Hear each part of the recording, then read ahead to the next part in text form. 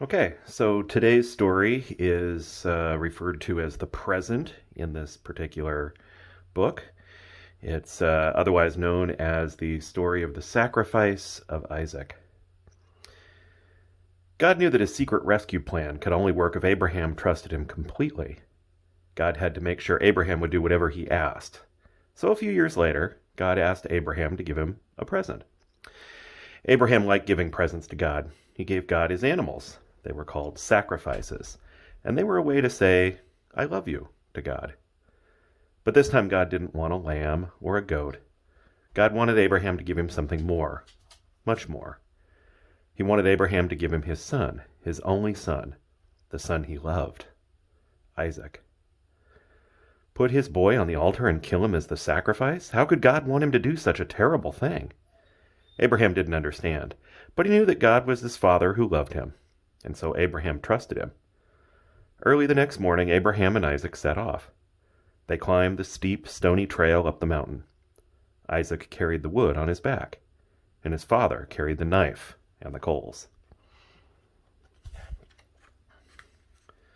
Papa, Isaac said, we have everything except we forgot the lamb for the sacrifice.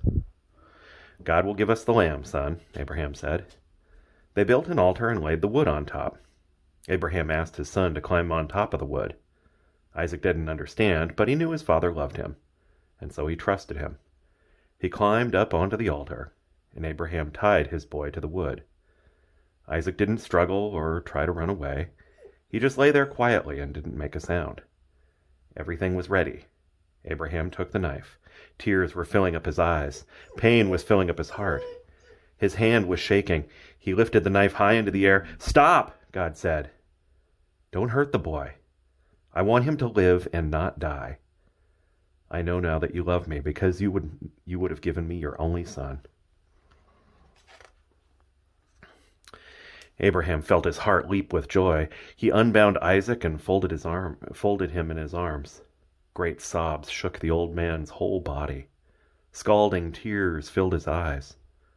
And for a long time they stayed there like that, in each other's arms, the boy and his dad. Suddenly Abraham saw a ram caught in some brambles. The sacrifice. God had given them what they needed just in time. The ram would die so Isaac didn't have to. And so Abraham sacrificed the ram instead of his son.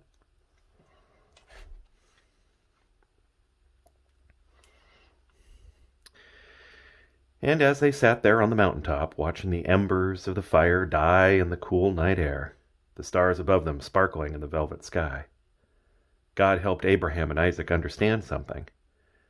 God wanted his people to live and not die.